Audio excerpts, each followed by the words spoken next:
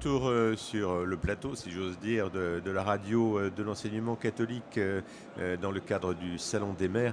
Nous allons parler maintenant avec nos invités, nous allons parler de sport, nous allons parler de projets, nous allons parler d'un ensemble scolaire qui est l'ensemble scolaire de La Salle à Saint-Denis. Et nous allons parler sport parce que c'est un établissement, un des rares établissements d'ailleurs de l'enseignement catholique à avoir été labellisé 2024. Et quand je dis 2024, je parle bien évidemment des Jeux Olympiques qui se dérouleront à Paris, en Île-de-France, en Seine-Saint-Denis tout particulièrement. C'est d'ailleurs tout l'intérêt d'avoir avec nous des représentants de cet ensemble scolaire de La Salle, à commencer par son responsable de la section sportive, Marino Andreazzoli. Bonjour, Bonjour. Marino, je peux vous appeler par votre prénom, ça ne vous Oui, bien dérange sûr. pas. Et avec accompagné d'un certain nombre de ces élèves qui sont pour l'essentiel, oui, tous même, des judokas, des futurs judokas, peut-être des futurs successeurs, parce qu'il en faudra bien de Teddy Riner. Je voudrais qu'on fasse une rapide présentation, peut-être, Marino, de l'ensemble de la salle, de ce collège, de sa particularité peut-être, et de l'ambition qu'il porte, puisque si vous êtes là, c'est qu'il y a effectivement nombre de projets qui s'attachent à votre présence. Oui, alors c'est un ensemble scolaire avec donc une école primaire, un collège et un lycée général, technologique et professionnel. Et effectivement, nous, en primaire, on a des cours de judo. Donc on est en lien avec une association. Et puis, tout de suite après, on a une section sportive qui démarre donc du collège, de la 6e, jusqu'à la terminale, avec tout un cycle de projets en fonction des niveaux. On arrive sur une finalité qui est un séjour, un stage au Japon pour les lycéens. Pourquoi le judo en particulier ? Parce que moi, je suis un passionné de judo. Je pense que c'est un sport qui s'associe très bien au monde scolaire, à l'éducation, qui porte des valeurs fortes. Moi, j'y trouve beaucoup d'intérêt et d'effets positifs sur mes élèves.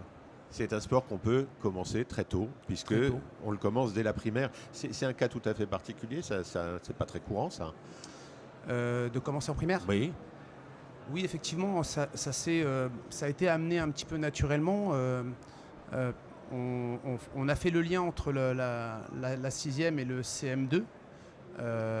Donc c'est un changement pour les élèves. Et c'est vrai qu'on faisait une sélection, parce qu'on avait quand même une quarantaine de demandes sur l'entrée de 6e et on ne pouvait en prendre que 17.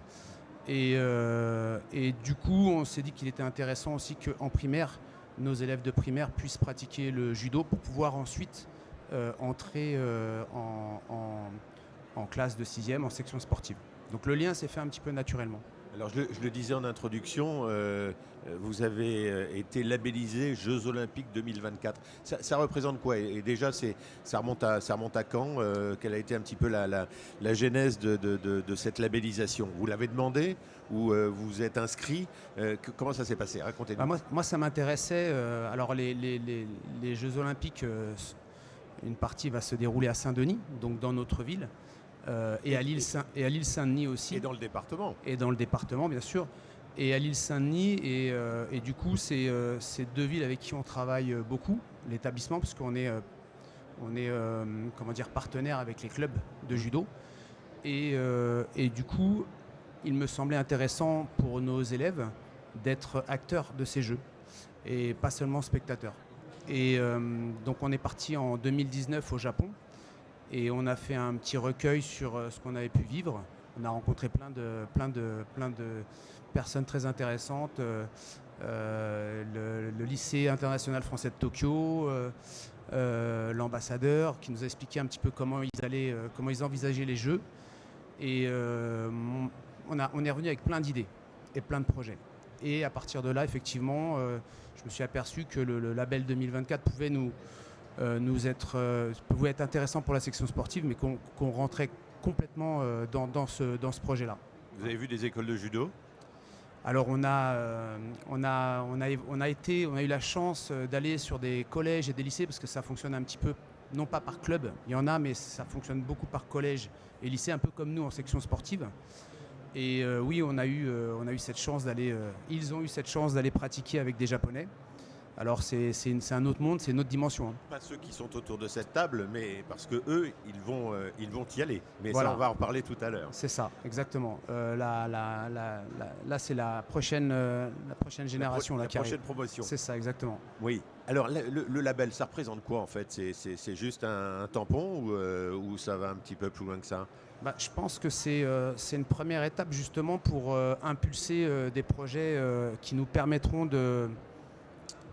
d'être dans les jeux et non pas juste à l'extérieur. C'est-à-dire que pour ma part, c'est peut-être un premier pas pour essayer de rentrer en contact avec les organisateurs ou les municipalités pour à un moment donné dire voilà, nous on a des idées, nos jeunes ont des idées. Et voilà ce qui s'est fait au Japon, voilà ce qui a été intéressant, voilà ce qui nous a paru intéressant pour nous. Et voilà, c'est d'être entendu et peut-être d'être accompagné sur ce genre de projet. Ouais. Mais qui vous a, j'allais dire, décerné cette labellisation? Écoutez, je crois que c'est en lien avec... alors c'était il y a 2 ans, hein, moi j'ai rempli un dossier assez complet. Oui. Il y a pas mal de critères. Oui, beaucoup. Moi, je suis allé voir Ouais. le dossier. C'est même c'est Ouais. rébarbatif, mais Bah, écoutez, je pense que c'est le ministère des Sports. Je ne sais pas si je me trompe ou pas, mais de mémoire, je pense que c'est ça. qui a donc dû trouver votre établissement suffisamment exemplaire pour qu'il soit labellisé JO 2024. Bah, en fait, il a été assez facile de remplir le dossier parce qu'on était, on était dans tous les critères, quoi. Oui, dans Ouais. tous les secteurs du jeu, si Ouais, j'ose dire. ouais. Oui. Bah, et on fait beaucoup, on fait tous les championnats, on fait les championnats UNSS, on fait les championnats UXL, on fait des stages, on fait des sorties sportives. Donc vous êtes fait connaître en fait, oui, aussi. Voilà, Oui. c'est ça. Mais c'est vrai qu'on pêche un peu là-dessus, nous. C'est-à-dire qu'on travaille beaucoup à l'intérieur de l'établissement. Et du coup, un de nos défauts, c'est effectivement de ne pas diffuser les projets que l'on porte. Voilà. Alors précisément, si je regarde très officiellement les objectifs, ce que sont les objectifs du label Génération 2024, en petit 1, il y a 4 objectifs: ouvrir les équipements sportifs, l'accompagnement ou l'accueil des sportifs de haut niveau, la participation à des événements promotionnels, mais il y a aussi, bien évidemment, et c'est ce qui nous intéresse, le développement de projets structurants avec les clubs sportifs du territoire. On est dans les projets, et là, il y en a un certain nombre dont vous allez nous parler maintenant. Voilà, donc effectivement, alors...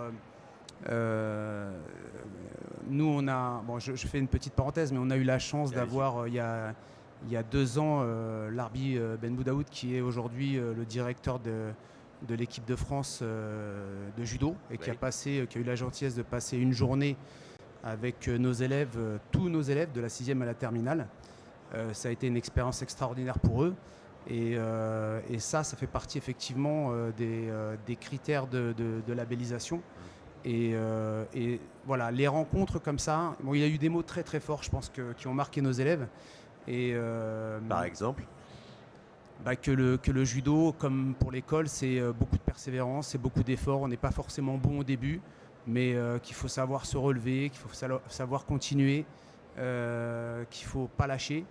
Et que si on a un objectif dans la vie, donc il avait pris son exemple, donc c'est vrai qu'il est rentré tardivement dans le haut niveau, mais il a performé, et il a été au plus haut niveau, et aujourd'hui voilà, il est le numéro 1 des entraîneurs. Il a été plusieurs fois médaillé meilleur coach. Donc voilà, il a eu des mots qui résonnaient, voilà, vraiment, que ce soit au niveau scolaire que sportif. Oui, et j'imagine quelqu'un comme ça est porteur justement d'un certain nombre de valeurs qu'il ne demande qu'à partager. Bien sûr, et donc voilà pourquoi nous, c'est ce qu'on faisait. On a eu d'autres intervenants, mais ça fait partie d'un des critères, et c'est vrai qu'on le faisait naturellement parce qu'on y voyait du bénéfice pour nos élèves. Et en fin de compte, c'est un peu comme ça que j'ai vu qu'on pouvait répondre à ce projet Label 2024. Et derrière, effectivement, on avait déjà des projets existants. Donc pour les projets, nous en 6e, 5e, on a le projet Tous éco-responsables, Donc alors ça, c'est là aussi, hein, c'est le voyage au Japon qui nous a un petit peu ouvert les yeux, qui nous a lancé sur ce projet, qui est donc c'est nos élèves qui, déjà, on les met en réflexion. C'est-à-dire, on leur demande qu'est-ce que vous pensez pouvoir faire pour améliorer l'établissement. Et donc, à partir de là, ils ont eu des idées. Et aujourd'hui, nos 6e, 5e nettoient les installations communes, les terrains de sport, les cours. Voilà, ils interviennent à des moments de la journée par 4-5. Donc chaque jour, il y a 2-3 groupes qui interviennent et qui passent sur des temps libres pour nettoyer l'établissement. Ça, c'est quelque chose que vous avez vu faire, je dis vous, avec la promotion précédente, lors de votre visite à Tokyo. Oui. C'est ça. C'est ce qui a marqué nos élèves. Oui. Voilà, c'est-à-dire que quand on arrivait dans un dojo, les judokas arrivaient un quart d'heure avant pour ouvrir les fenêtres, balayer les tapis, ranger les vestiaires, préparer le bac à glaçons, nettoyer les toilettes. Enfin, ça va. Le bac à glaçons, c'est pourquoi, pardonnez-moi? Parce que 3 heures d'entraînement, donc c'est 3 heures d'entraînement, dont 2 heures de combat, 2 heures et demie de combat quasiment. Et donc de temps en temps, on a des temps de pause pour aller boire et l'eau fraîche. Donc ils prennent l'eau, c'est du thé. Alors il y a l'eau ou le thé. Et du coup, chacun y va avec son gobelet et boit, se réhydrate, quoi. Le projet éco-responsable, il s'inscrit comment dans j'allais dire, dans la préparation des JO qui viennent? Justement, moi j'aimerais alors ça a eu un impact important sur notre établissement. On s'est aperçu que les élèves étaient hyper investis dans ce projet, très volontaires, et qu'en fait ils étaient très heureux de le faire. Et nous, sur notre voyage au Japon, on a été aussi marqués, les élèves ont été marqués par la propreté et la façon dont la ville de Tokyo organisait comment dire. Quand on va sur Tokyo, on ne voit pas les poubelles. Elles sont intégrées dans le mobilier urbain. Et en même temps, ils arrivent à faire du tri sélectif. Et les rues sont propres. Et chacun nettoie son morceau de rue ou à un moment donné, moi, ça m'est arrivé de voir des Japonais s'arrêter et gratter les chewing-gums par terre, par exemple. Donc là, effectivement, nous, ça nous a beaucoup marqué. Et vous aimeriez que les Jeux de 2024 soient précisément très éco-responsables? C'est ça, voilà. C'est-à-dire que nous, ce qu'on aimerait, c'est que le projet qu'on a sur l'établissement, on arrive à le développer avec, bien sûr, un tri sélectif, une signalétique simple, une décoration, que ça soit agréable aussi à voir dans la ville, mais que, effectivement, nos élèves... Alors, chacun son métier, ils ne vont pas nettoyer les rues, mais à un moment donné, qu'on leur donne un rôle éco-responsable et qu'ils puissent être au plus près des athlètes ou des installations sportives. Voilà, qu'ils vivent les jeux. Alors, je ne me souviens plus qui peut en parler autour de la table, c'est Samuel? Oui. Oui. Alors, je voudrais un petit bout de commentaire sur ce qui vient d'être dit. Comment vous le vivez, vous, la préparation de ce projet? Comment il vous habite? Bah franchement, j'y m'y intègre bien, quoi. On a un objectif qui est le Japon et ça nous encourage, quoi. Et comme il a dit, M. Andrazzoli, enfin Marino, à côté de moi, mon prof de judo, eh ben, ce projet, il nous tient à cœur parce que la promotion précédente, comme vous l'avez dit, elles nous ont parlé beaucoup de la propreté au Japon et ça nous a choqués parce que nous, bah, comme on peut le constater, nos rues, elles sont pas toujours propres et en plus, vers le Stade de France, bah, c'est pas mieux. Et ça nous encourage ce projet car nous aussi, on aimerait bien avoir des rues telles le Japon ou des trucs comme ça pour accueillir nos jeux. Et voilà. Et vous allez faire en sorte qu'on puisse y arriver? Bah, bien sûr. C'est un petit peu ça le projet. Ouais. Hein? Et concrètement, vous y travaillez comment? Bah, comme l'a dit M. Andrazzoli, il y a un projet avec les 6e, 5e. On commence à se préparer où ils nettoient notre établissement ou des choses comme ça. Après, on envisage avec la mairie de Saint-Denis, si c'est possible, de faire un système de poubelles sélectives. Parce qu'à Saint-Denis, on n'a que des poubelles simples où on met carton ou n'importe quoi dedans. Et là, on a vu, par exemple, à l'entrée du parc de Versailles, et ben qu'on avait 2 poubelles, une pour le recyclage, une pour le reste. Et ça, c'est une initiative que nous, déjà, on pourrait faire. Ce serait une première chose. Et d'autres idées qu'on pourrait mettre. Vous êtes en lien avec la mairie de Saint-Denis ou c'est vraiment très, très séparé? C'est en cours. C'est en cours. D'accord. Vous êtes ceinture quoi? Moi, je suis bleu actuellement. Bleu actuellement. Rappelez-moi, c'est où C'est avant-dernière. Avant-dernière, c'est avant marron, non? Voilà. C'est ça, Ouais. ok. Bon. Autre projet, c'est... alors, on a évoqué l'éco-responsabilité. En quatrième, troisième, il y a le mieux manger et le non-gaspillage. Oui, Donc ça, ça, c'est on les va en parler quatrième, tout à l'heure. troisième. Et Oui. enfin, au lycée, il y a le parrainage. C'est-à-dire que nos lycéens judokas prennent en charge un élève de sixième. Issaïa, il parle qui est à côté de moi, il est sur quel projet? Moi, ce sera plus sur le projet nutrition et Le projet non-gaspillage. Je le fais Non-gaspillage. cette année. D'accord. C'est en cours. On y a tous réfléchi pendant les vacances de la Toussaint. Et on avait comme idée de faire un sondage pour sonder les élèves de la cantine. D'accord. L'idée, c'est quoi? L'idée, c'est de faire en sorte que les familles, les élèves et la restauration soient liés en fait. Parce qu'en général, pour notre établissement, les familles ne sont pas très satisfaites de ce que leurs enfants mangent à la cantine. Et le but, ce serait que les élèves, les familles et la restauration puissent faire tout en commun. On a remarqué qu'il y avait beaucoup de gaspillage. Aussi, oui. Oui, aussi. Donc notre idée, c'était de demander à la cantine la liste des entrées ou des menus, d'en faire un sondage, le donner aux élèves, qu'eux, ils nous le rendent et que eux, si possible, mettent ces produits qu'ils ont choisis dans le classement en avant. Comme ça, déjà, c'est mieux pour la cantine, ils font moins de gaspillage, donc plus de chiffre d'affaires. C'est en même temps mieux pour nous, car on y mange mieux et c'est gagnant-gagnant. Vous savez qu'il y a une loi qui s'appelle la loi Egalim et qui poursuit très très exactement les mêmes objectifs que ce que vous venez de dire l'un et l'autre. Lutter contre le gaspillage et améliorer la qualité et l'équilibre des repas qui sont proposés dans les cantines. Donc vous êtes parfaitement dans l'actualité là, c'est parfait. Bon, on parle d'un autre projet, on va continuer à en parler, le projet du voyage peut-être. On va faire venir deux autres de vos judokas, pardon, qui vont venir s'installer ici dans quelques instants. Voilà. Vous me rappelez votre prénom, pardonnez-moi. Anaïs. Anaïs et Amine. Amine. Alors vous, expliquez-moi les projets sur lesquels vous travaillez. Anaïs. Alors nous là on travaille sur un projet qui est le projet parrainage qui consiste à aider un sixième qui est en difficulté et lui proposer nos services on va dire pour qu'il augmente sa moyenne dans les matières dans lesquelles il est en difficulté. Et comment vous y prenez justement les services que vous pouvez lui apporter, c'est très Une heure concrètement, c'est pendant quoi? 1 heure dans la semaine, on prend notre temps pour, avec cet élève, du coup, notre élève. Et avec lui, on va travailler sur ses difficultés. Donc, pendant 1 heure, en gros, c'est 1 heure d'étude, on va dire.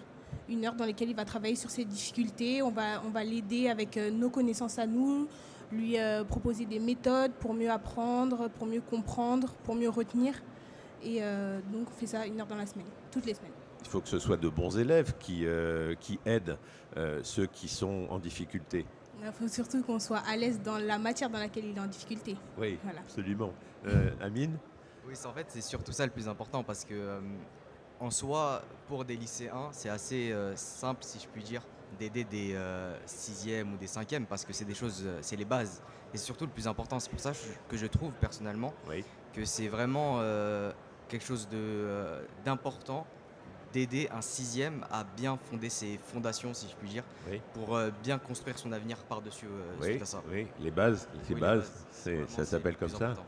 Oui. Et à l'heure qu'il est, vous avez déjà, j'allais dire, des expériences concluantes, c'est-à-dire qu'il y a des gens dont vous savez d'ores et déjà que vous les avez aidés, qu'ils ont pu franchir peut-être certains caps grâce à l'aide que vous leur avez... Là, on est au début de l'année, donc il n'y a pas forcément de résultats concluants. Oui. Mais je pense que Mais les il y a élèves... déjà des difficultés, il y a déjà des Oui. élèves qui sont en difficulté. Oui. Oui, oui, il y a déjà des élèves en difficulté.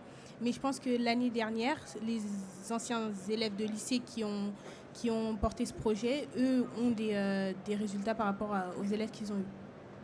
Vous y consacrez combien de temps? 1 heure dans la semaine. 1 heure dans la semaine. Et comment vous choisissez la personne? C'est-à-dire, il y a des élèves qui viennent vous dire j'ai un problème sur telle ou telle compréhension, sur telle ou telle matière. Comment ça se passe concrètement? C'est Marino qui nous donne un élève Ah. et on doit l'aider. Voilà. D'accord, ok. J'ai envie de dire qu'il y a aussi, et c'est pas parce que je veux remettre la discussion sur les JO, mais il y a un côté valeur humaine et valeur du sport dans ce que vous êtes en train de dire. Bien sûr. Amine. Bah, bien sûr, bien évidemment, c'est les valeurs également qu'on retrouve énormément dans le judo, qui est vraiment aider son prochain, que ce soit pour nous les sixièmes, que ce soit même dans la vie de tous les jours, toujours aider quelqu'un en difficulté. Et moi personnellement, qui ai déjà pu faire le parrainage l'année dernière, Oui. parce que j'ai 1 an de plus que Anaïs, Oui. j'ai déjà pu voir la progression de mon ancienne filleule, si on Oui. peut dire. Oui, c'est le bon mot, C'est oui. le bon terme. Et du coup, vraiment, l'année dernière, en début d'année, quand je l'ai rencontrée, elle avait énormément de difficultés en mathématiques. Oui. Et bon, j'ai eu énormément de chance parce que c'est l'une de mes matières fortes. Oui. Du coup, j'ai pu pas mal l'aider. Et je trouve que vraiment avoir une aide autre que les professeurs, c'est vraiment important parce qu'on n'a pas les mêmes façons de penser. Et je pense que c'est pour ça elle a été plus à l'aise avec moi et qu'on a pu avancer. Les valeurs du sport, oui, les valeurs du judo aussi, au passage. Et Marino, c'est aussi un cas, je ne vais pas dire particulier, mais ça ne me paraît pas être une généralité dans les établissements scolaires, du moins pas dans ceux que j'ai connus moi. La passerelle qui peut ainsi être construite entre une classe et la classe supérieure, voilà, c'est quelque chose qui ne se fait pas, je veux dire, naturellement Moi, dans les établissements. J'aime bien l'idée du lien. J'aime bien l'idée que des lycéens judokas puissent apporter quelque chose à des collégiens judokas. Et ce lien-là déjà permet déjà d'aider l'élève en difficulté. Comme l'a dit Amine, il est plus à l'aise, il a des mots peut-être différents que celui du professeur. Et c'est un cycle, c'est-à-dire que le sixième qui a été accompagné par un lycéen, 4 ans après, devient un lycéen et accompagne un collégien. Et je trouve cette idée-là très intéressante. On parle du futur voyage parce qu'il faut trouver les financements. Il faut trouver éventuellement les aides, les sponsors. Vous me parliez de sponsors tout à l'heure. Qui en parle autour de cette table? C'est Amine? Oui, je peux en parler. Allez-y. Étant donné que ça fait déjà 1 an plus d'1 an même que le projet a débuté Oui. pour le voyage de cette année. Et on a déjà en fait cherché, surtout du côté des élèves, c'est ce que je trouve très intéressant dans ce projet, c'est qu'on met vraiment les élèves au centre des recherches, si je puis dire, et c'est vraiment nous qui cherchons des parrainages, on apprend vraiment ce qu'est je ne vais pas dire la vie professionnelle, mais on s'en approche le plus possible. Oui, c'est une démarche qui fait partie des démarches commerciales oui, enfin, on est en plein dans la vie active là.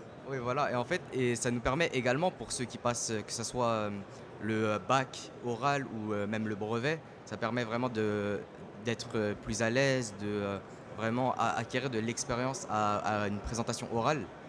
Et franchement, je trouve que c'est l'un des points les plus intéressants pour les élèves durant la recherche pour trouver des dossiers de parrainage. Des partenaires. Des partenaires. Vous en avez d'ores et déjà? Oui, on en a déjà Oui. quelques-uns, effectivement. Oui. On a notamment la mairie, Oui. qui est l'un de nos premiers partenaires, l'établissement, l'OGEC, Oui. le Crédit Mutuel, si je Oui. ne dis pas de bêtises, et l'Appel. Je pense que Convivio, la restauration aussi. Oui. Et puis on a une auto-école aussi sur Stein. Enfin, on a pas mal de partenaires qui étaient déjà partenaires sur le projet précédent. Et en fait, comme le disait Amine, l'objectif c'est de les mettre au cœur du projet. Donc c'est eux qui créent un diaporama. C'est eux qui présentent le projet et le diaporama devant les entrepreneurs. Il y a 3 ans, ils étaient passés devant 300 entrepreneurs de pleine commune avec leur diaporama. Donc ils avaient présenté leur projet. Ils avaient été applaudis. Ça avait été une très très belle expérience. Et je pense que c'est ça, c'est l'expérience qu'ils acquièrent avec ce projet-là, au-delà du fait de partir au Japon qui est très intéressante. Ah. Bravo à tous. On espère vous revoir avant les JO de 2024 et avant peut-être votre déplacement à Tokyo. Ça a été très sympa de vous rencontrer et de vous entendre parler de ces projets qui sont assez géniaux. Voilà, passez une bonne journée. Merci d'être passé sur le stand de l'enseignement catholique. Au revoir. Merci à vous.